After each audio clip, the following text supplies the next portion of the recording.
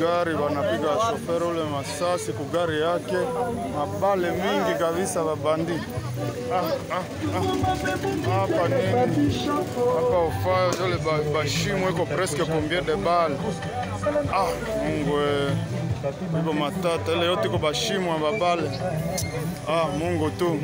Tunalala komanda hapa. Pale linya hapo pale njoo kwa nakupika. Kwa maiti pale mbalabala. Pole pole.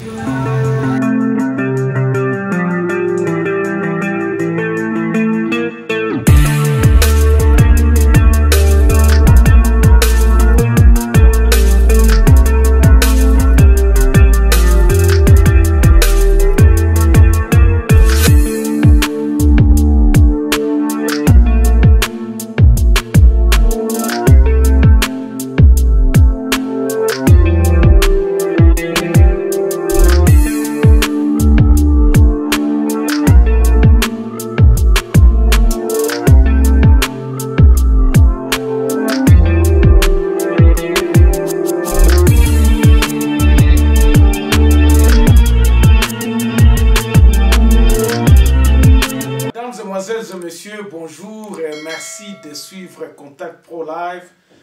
Vraiment, vous êtes nombreux, vous aviez été nombreux à m'appeler hier, vous m'aviez envoyé des messages d'encouragement et puis des messages, vraiment d'autres personnes aussi m'ont apporté aussi quelques rectificatifs à ce que nous avions dit. En tout cas, merci beaucoup, j'en prends bonne note.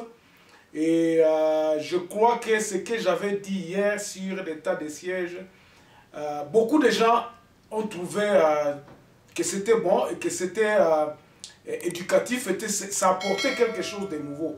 Aujourd'hui encore, nous allons encore aller un peu dedans. Tokokota suna mozindo lelo po makambo eza kosalema na este bandeko eza mawape pasi. Je crois que bomoni moi vidéo na tie na liboso awa ndenge ba chauffeur bazomona pasi. Donc la vie continue à l'est comme si de rien n'était malgré l'état de siège. Siko lelo tokota na mozindo ya ba biloko nini nango, et puis nous allons essayer un peu de vous lire la solution.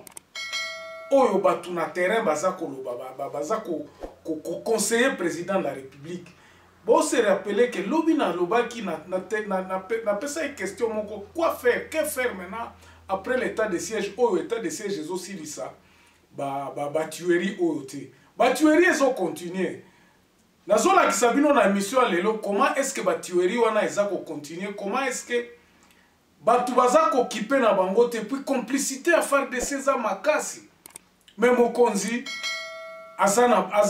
il est lié par, je ne sais pas, par une certaine peur, toko laksa toko tala ndenge nini, toko chite na ba solution so ki ta na biso epesi permettre biso toko kende vraiment kokota vraiment na mozindo ko pesa solution. Qu'est-ce qui va se passer na nani na biso na état de siège na biso.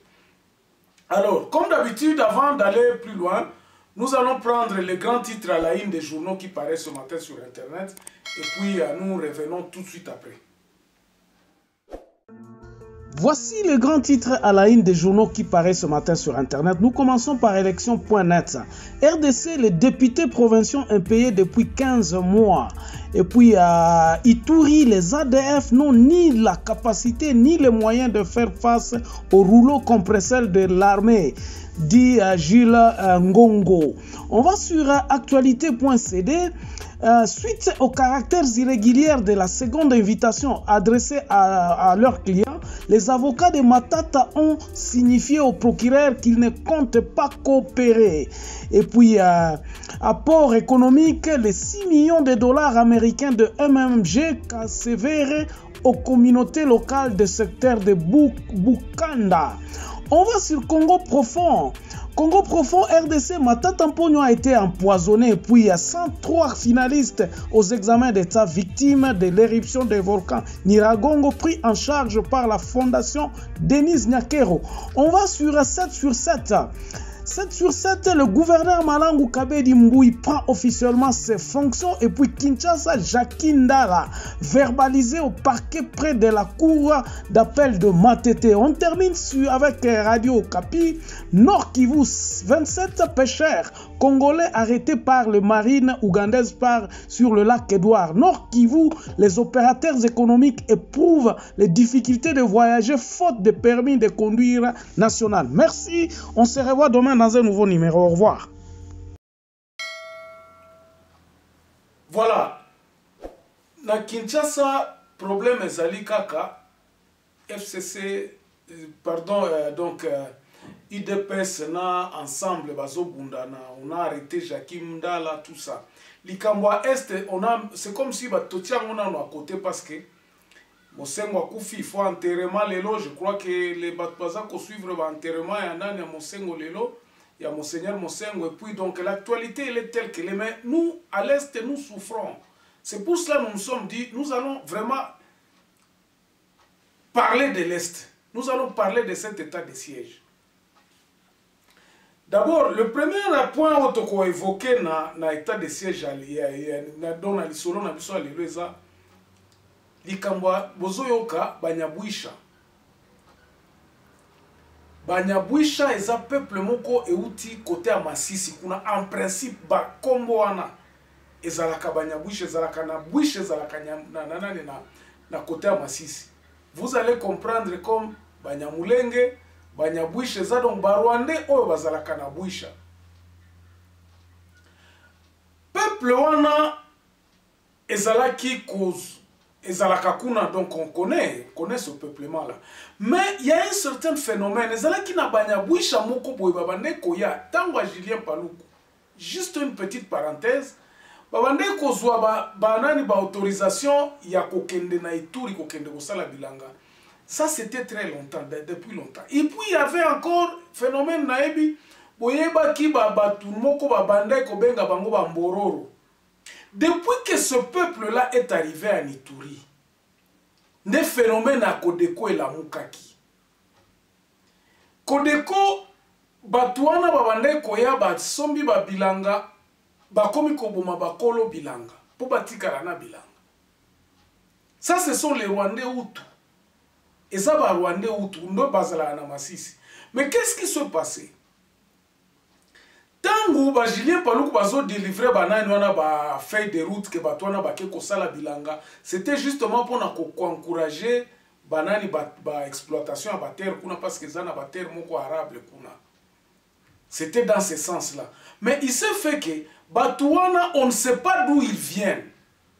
Batwana parce que na bwisha ba mwa mikuna ya bwisha balobite batwana biso toyebi bango te parce qu'à un certain moment ba comment ki ko arrêter bango population na Butembo comment ko arrêter bango ba zongisi bango balobite bino bozo kende wapi parce que depuis que bo koma ko kende kuna ba mbororo bozo boma batu donc ba biloko na koma ki kuna. Maintenant c'est fréquent. Tozana état de siège c'est fréquent. Ba photo on a tieli bino awa eza ba photo ya batuana bakangami na semaine oyo. Bazo uta wapi Bukavu. Bazo mibenga wadani banyabwisha. Donc vous voyez qu'il y a des déplacements à la population moko d'expression rwandaise. Bamsusu bazaka na Kiswahili. Bamsusu même des banande qui se disent qu'ils sont des banyabwisha. Alors les autres il y a confusion. Ezana ba banyabwisha wana omoni na Ituri tango faire de ces akobeta kuna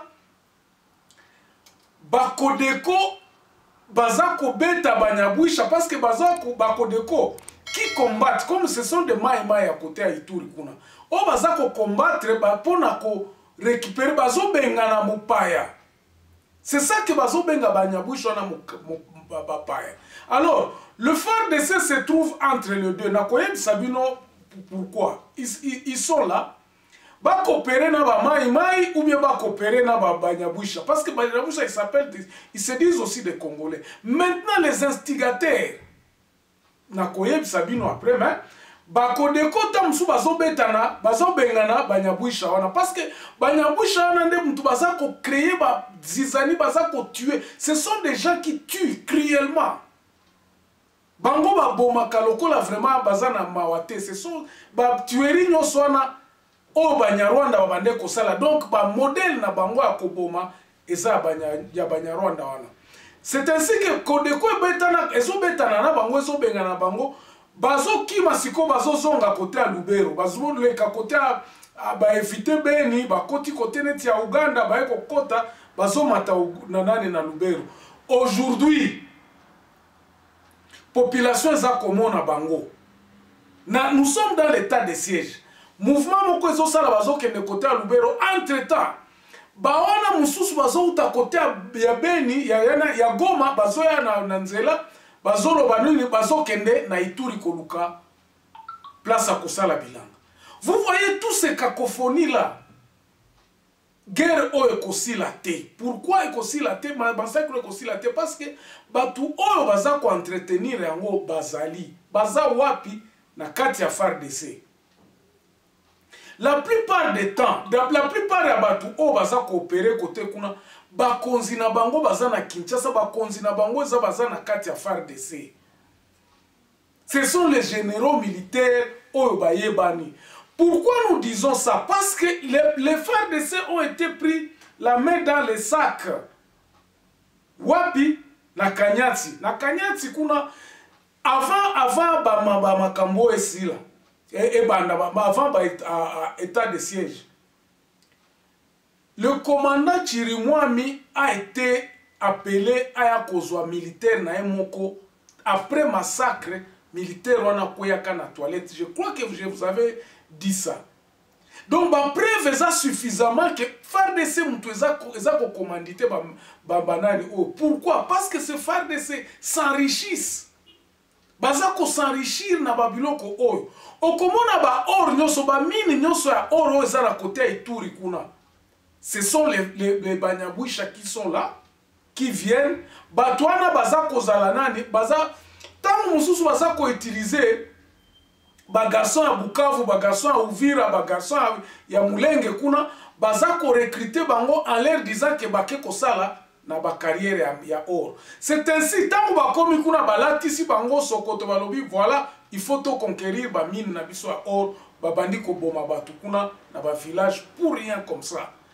Il suffit bakuta yo kaka na kamwa stock na yo ya nani ya soki ya soko za soki na 2 grammes, soki na 3 kilos ya or, ba bomio babiloko moko ya marque wana. Ainsi ba FARDC baza au milieu. Ça se donne na nani normal na.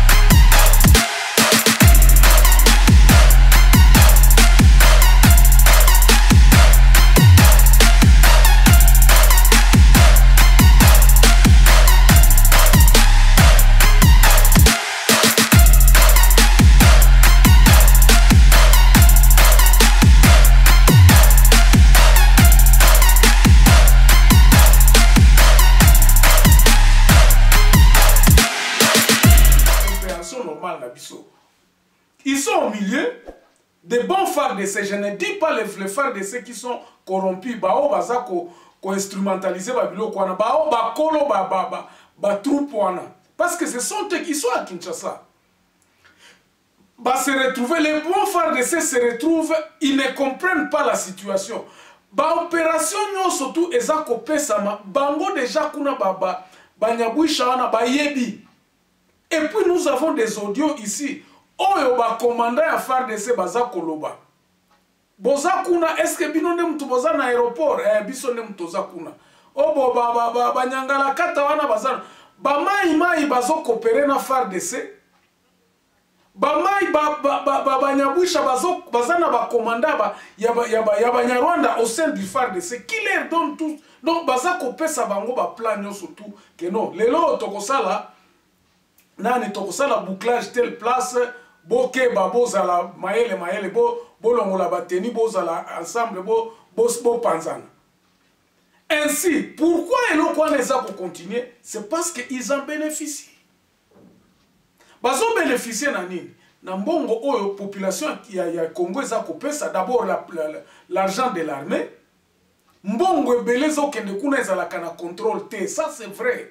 Et le président lui-même l'avait reconnu, c'est ça. En plus de cela, ba minéré il y a batouana, ceux qui baza kobeta na awa, c'est-à-dire qu'il y a quelque chose balingi ba faire traverser en gros. Bamisusu ekendaka côté à Aru, côté à Uganda, côté... Donc le minerai sort comme ça. Ezala coltan, ezala nini, côté à Masisi, donc il y a des intérêts qui sont là-dedans. Ezaba commandant nabiso, généraux nabiso oba outi na Kinshasa. Voilà maintenant encore un problème au Toza Kolobana, président de la République. Et le Koyo est aussi la tête tant que le président de la République ne va pas vraiment chercher à luka moyen yako sala, yako luka solution définitive sans l'armée congolaise. Pour l'instant, sur terrain, batunyo surtout au baza ko observer biloko oyo, ils se disent que non. Le président de la République a le main donc aza akangami na FARDC o eza corrompu. Moyen ça là autrement ezate comment? C'est-à-dire que, regardez la délégation qui va faire l'inspection, il y a état de siège. Et baza à peu près une affaire de 23-24. Et tous, en tout cas 90% des généraux, ils ont été cités. Bamisi, Bakumundose, Batouana Nyoso, ils ont été cités dans le massacre. Ce sont encore eux que je suis en train de vous dire ici. Que Bangone Moutubaza Bakolo, il y a ba rébellion, il y a banane, il y a ba groupes armés, Bangone Lissous Boza Kotinda, Kuna Pobo Kene Bokosa l'évaluation. Et là, Koni Nangweko Makuna Malam, Yamalonga. Ils viendront, ils vont dire que non, nous sommes en train de travailler, comme ils sont en train de dire aujourd'hui. Aujourd'hui, on a un reportage na Bango. Ba reportage na bango zakaka positif que non tokangi 5, tokangi 10, tokangi boy. Mais population za komona bozomona nde baza kobeta masasi na ba mituka.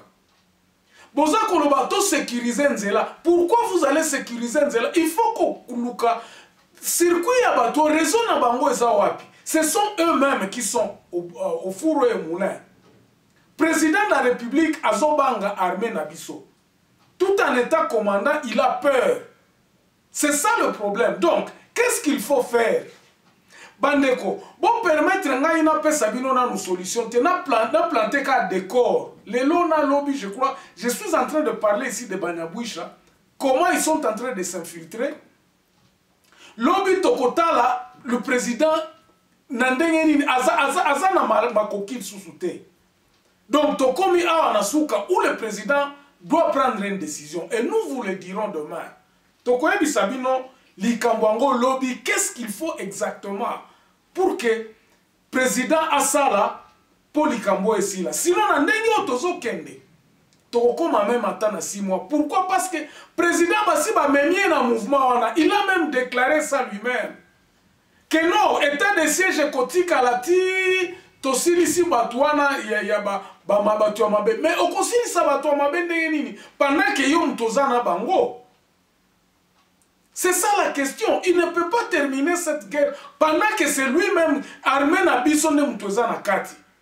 Demain je vais vous parler encore pourquoi et là quoi et puis pourquoi collaboration à MONUSCO et ça malamute peuple azolinga MONUSCO ekende na kosuka nano awa lelo. Donc lobi vraiment bon manquete parce que lobi to ozala na ba révélation mususu ya FARDC oyo eza makasi. L'équipe qui part là-bas pour faire les inspections, ce sont les mêmes équipes qui eza na gestion en mbongo wana toyebaka te soki ezalaka utiliser nini. Comment ba militaire na biso baza ko brader ba mandoki baza ko pesa même les bombes qu'on appelle ba bombes artisanat oyo baza ko pesa bango ba équipe na bango wana ya na kati eza na ba commandant baza ba Rwandais ba généraux wana ba Rwandais baza na ba milice na bango. Ce sont eux qui sont en train de recruter même côté à Uvira kuna ba garçons ba congolais baza ko recruter bango pour bakende ko bunda wapi na Isiro na côté à Bunia kuna. Donc ne manquez pas l'histoire de demain. Nous allons encore parler de ça. Et merci encore. N'oubliez pas de vous abonner. Abonnez-vous nombreux parce que vos abonnements nous sont vraiment très très importants. Et puis ça gabiso moi poids na YouTube. Bah j'aime na bino. Si vous n'êtes pas encore abonné, abonnez-vous. Si vous êtes là pour la première fois, laissez un commentaire. Vos commentaires nous orientent comment est-ce que nous allons orienter nos discussions là. Émission par émission Nabiso. Merci beaucoup. On se revoit demain dans un nouveau numéro. Portez-vous bien. Au revoir.